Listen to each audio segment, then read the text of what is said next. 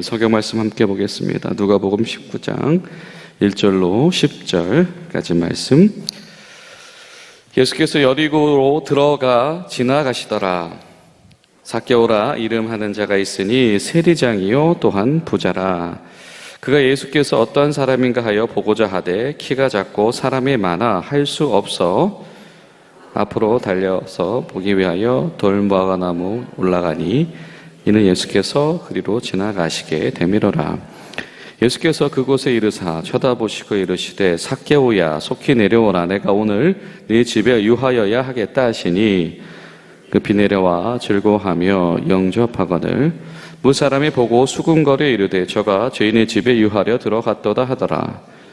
삭개오가 서서 주께 여짜오되 주여 보시옵소서 내 소유의 절반을 가난한 자들에게 주겠사오며 만일 누구의 것을 속여 빼앗은 일이 있으면 내 갑절이나 갚겠나이다. 예수께서 이르시되 오늘 구원이 이 집에 이르렀으니 이 사람도 아브라함의 자손이미로다. 인자가 온 것은 잃어버린 자를 찾아 구원하려 함이니라. 아멘. 오늘도 살아계신 하나님 가운데서 은혜 충만한 복된 하루 되시기를 간절히 소망합니다. 주님께서 찾아와 주신 한 사람, 주님께서 삭개오야 이름 불러주신 한 사람, 그래서 그와 그 집안 가운데 주님께서 직접 인정하시는 이 복이 임한 그 사람, 우리 가운데에 잃어버린 이들, 우리 가운데 떠나 있는 이들, 우리 가운데에 담장에 가로막혀 있는 이들이 삭개오에게 주셨던 은혜와 같은 은혜 속에 거하게 되기를 간절히 소망합니다. 그래서 삭개오가 이 둘러싸여져 있던 담장이 한 가지가 더 있었습니다. 그것은 무엇이냐면 이 사람들의 이 편견입니다.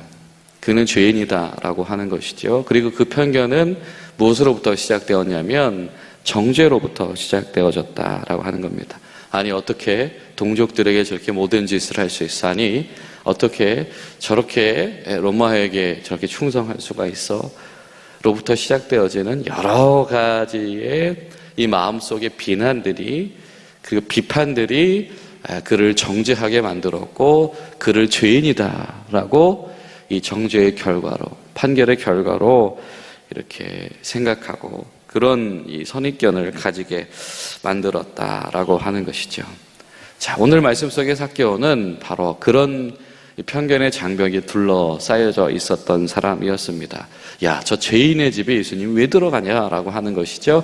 있을 수 없는 일이 일어났다라고 하는 겁니다. 네, 여러분 성경은 이렇게 말씀하죠. 로마서 8장 1절을 보면 그러므로 이제 그리스도 예수 안에 있는 자에게는 무엇이 없다?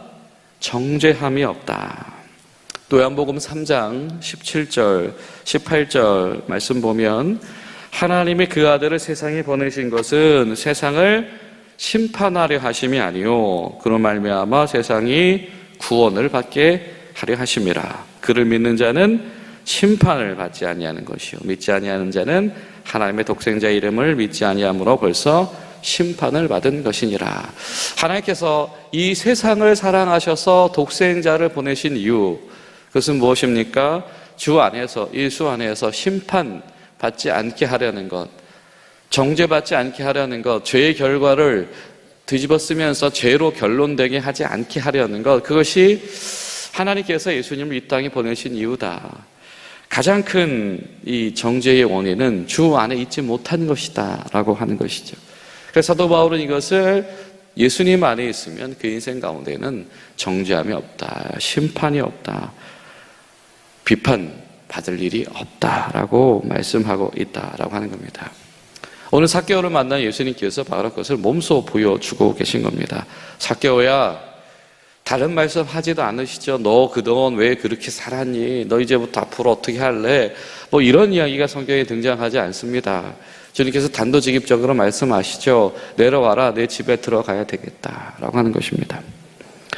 예수님께서 그 속사람에 있는 이 하나님의 형상의 회복의 가능성, 그 내면의 가능성을 주님께서는 보셨던 것 같습니다. 주님께서는 그의 어떤 현재로, 과거로 그를 판단하지 아니하시고 그가 가지고 있는 미래를 보고 그를 불러주셨다라고 하는 것이죠. 여러분, 우리 가운데 그런 예수님을 만나는 소망, 그리고 예수님 앞으로 내가 사랑하는 삭개오가 주님을 앞에서 그런 은혜를 입어야 될 텐데 라고 하는 여러분 그런 기도가 우리 가운데 있게 되어지기를 간절히 소망합니다. 여러분, 사실 편견이라고 하는 것은요 굉장히 무섭습니다. 우리가 요즘에 사이버 불링이라고 하는 말이 있죠. 우리가 이 불링이라고 하는 것이 괴롭히는 것, 집단적으로 괴롭히는 것, 이런 것을 말하는 것인데, 소위 말하면 무슨 일이 있다 그러면 우르르 달려가지고 그랬다면서 당신 이런 사람이라면서 하면서 꽤 댓글도 달고 막 비난하고 또 뭐 잘못된 정보를 퍼나르고 그러면서 굉장히 이 한 사람을 힘들게 파탄으로 만드는 행위들, 이것이 사실 오늘상 이제 범죄로 간주되죠. 사이버 불링이라고 합니다. 편견이라고 하는 것은 그렇게 작동할 수가 있다. 당신 죄인이라며, 당신 그렇게 살았다며, 당신 저 사람한테는 얼마고도 때문에, 이 사람들을 익히 괴롭혔다며 라고 하는 것이죠. 본인이 나서서 이 삭개오에게 어떤 이 정죄의 권능을 사용할 수는 없으니 사람들 뒤에 모여서 수군거렸다라고 하는 것입니다. 여러분, 이 비판이라고 하는 것이, 정죄라고 하는 것이, 심판이라고 하는 것이 여러분 다 같은 어원에서 시작이 되어지거든요. 이것이 얼마나 이 사람과 사람의 관계를 치명적으로 만들 수 있겠는가. 여러분, 하나님을 떠난 판결은요 온전할 수가 없지요. 너희도 이 나무를 먹으면 뭐 하는 자가 될 수가 있다? 판단하는 자가 될 수가 있다. 그런데 사람은 그 판단을 무엇을 위해서 사용합니까? 정죄를 위해서 사용합니다. 비난과 비판을 위해서 사용합니다. 관계를 깨뜨리는 것을 위해서 사용합니다. 하나님을 떠난 판단은 무분별한 정죄와 무분별한 비판이 될 수밖에 없다라고 하는 것이죠. 근데 마태복음 7장을 보면 예수님 뭐라고 말씀하십니까? 비판을 받지 아니하려거든 뭐 하지 말아라? 비판하지 말아라. 이것도 다 같은 어원입니다. 너희가 비판하는 그 비판으로 너희가 비판을 받을 것이요, 너희가 헤아리는 그 헤아림으로 너희가 헤아림을 받을 것이라. 자꾸 정죄해 버릇하지 말아라. 그러다 보면 편견이 생길 텐데 결국에는 그 편견의 화살이, 정죄의 화살이 누구에게 돌아온다? 자신에게 돌아온다. 자꾸 심판하는 것에 익숙한 공동체는, 자꾸 정죄하는 것에 익숙한 공동체는 결국에는 어떻게 됩니까? 또 다른 정죄의 대상을 찾기 마련입니다. 교회가 이 들춰내고 한 사람을 막 요리조리 요리하는 것에 아주 재미를 붙이다 보면, 그렇지, 우리 가운데 그 문제 있는 사람 잘 해결했지 라고 잘 끝나면 좋을 텐데 어떻게 되어집니까? 이 사람의 속성이라는 것은 그 다음 타자 누구냐 이렇게 되어진다라고 하는 거죠. 여러분 보십시오. 아까 이야기했던 이 사이버 불링이라고 하는 거, 인터넷에서 어떤 사회적으로 뭐 유명세 나는 이야기가 있을 때 한 사람을 향했던 비난이 그 사람에게 그리고 종결되는 경우가 있습니까? 그것이 마치 이 산불이 옮겨붙듯이 여기저기 옮겨다니면서 이 사람 저 사람에게 비난의 어떤 불길을 촉발시키는 것을 우리가 본 적이 많이 있으실 겁니다. 예수님께서 이 삭개오를 만난 이 장면은 바로 그 문제, 하나님께서 독생자를 세상에 보내신 이유는 주 안에서 심판이 없게 하려 하심이라. 그러므로 이제는 그리스도 예수 안에 있는 자들에게는 정죄함이 없다. 이것이 무엇인지 이 예수님께서 삭개오를 만나시는 장면 가운데서 우리에게 그대로 드러나 있습니다. 여러분이 비판하지 않는 것, 정죄하지 않는 것, 함부로 우리가 심판하지 않는 것, 여러분 이 믿음에 연결되어지는 또 중요한 신앙적 가치가 한 가지가 있습니다. 그것은 무엇이냐면 이 비판하지 않음이, 정죄하지 않음이 사랑하는 것까지 연결되어져야 된다라고 하는 겁니다. 에베소서 4장 32절을 보면 서로 친절하게 하며 불쌍히 여기며 서로 용납하기를 하나님이 그리스도 안에서 너희를 용납하심과 같이 하라. 주님께서 교회들에게 주시는 메시지는 우리가 예수님 안에서 경험한 것이 무엇이냐라고 하는 것이죠. 그것이 무엇입니까? 용납이다라고 하는 겁니다. 정말 예수님을 만난 사람은, 그래서 주님의 용납을 경험한 사람은, 그리고 그들이 모여있는 교회 공동체는 무엇이다? 용납하는 공동체다. 서로 친절히 하며 불쌍히 여기며 용서하기를 하나님이 그리스도 안에서 주님의 십자가 대속으로 모든 인류를 용납하신 것처럼 해라라고 하는 것이죠. 여러분, 예수님께서 가로막은 사건이 한 가지가 있습니다. 그것이 무엇입니까? 첫 번째 돌을 던지는 사건입니다. 여러분 잘 아시는 것처럼 예수님 앞에서 사람들이, 무리들이 가늠하다 현장에서 붙잡힌 여인을 끌고 왔습니다. 주님을 시험하는 것이고 주님의 일단은 제자 공동체를 흔들어 놓기 위함인 것이지요. 그때 예수님께서 뭐라고 말씀하십니까? 누가 첫 돌을 던질 자이냐라고 하는 겁니다. 죄 없는 자가 첫 돌을 던져라 라고 하는 거예요.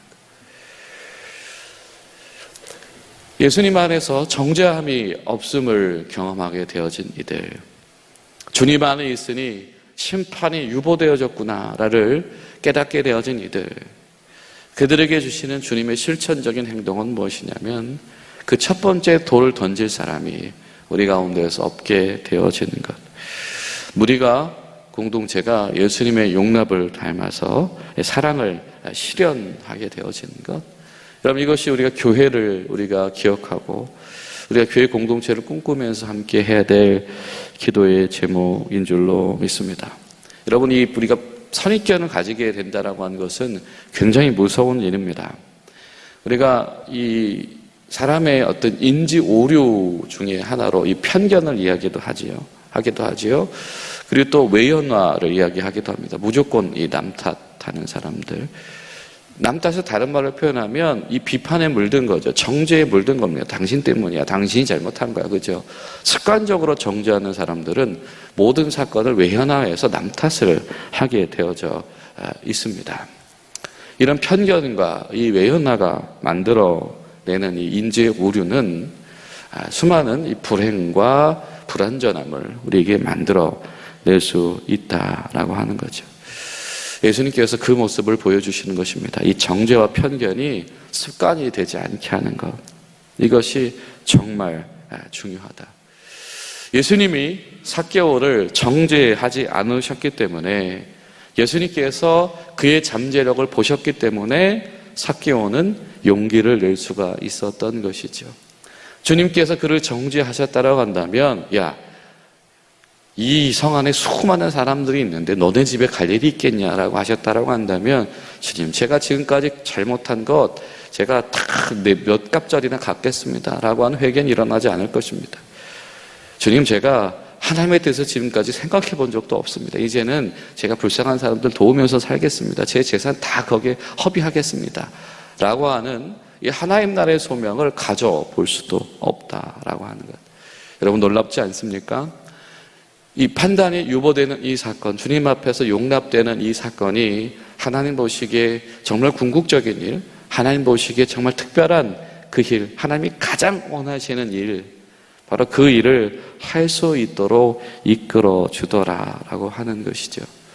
마치 전혀 이런 시골에서, 이런 동네에서 무슨 어떻게 성공할 수 있겠어라고 했던 이 시골 동네에서 갑자기 올림픽 금메달리스트가 나오고 이런 일들, 그의 잠재력을 보고 누군가 투자해주거나 누군가 이끌어주지 않으면 있을 수 없는 일이지요. 바로 그러한 일들이 지금 삭개오의 집안 가운데서 일어나게 되어졌다라고 하는 겁니다.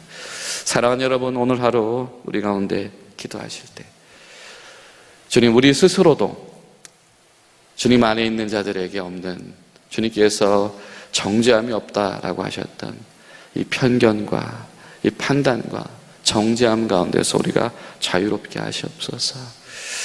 우리 가운데 있는 그 삭개오들을 초청하면서 우리가 예수님 안에 있는 정죄함이 없는 이 놀라운 은혜와 비결이 용납과 용서의 통로로 우리 가운데서 쓰임받게 하시옵소서. 그런 마음으로 나아가는 복된 하루 되시기를 예수님의 이름으로 축복합니다.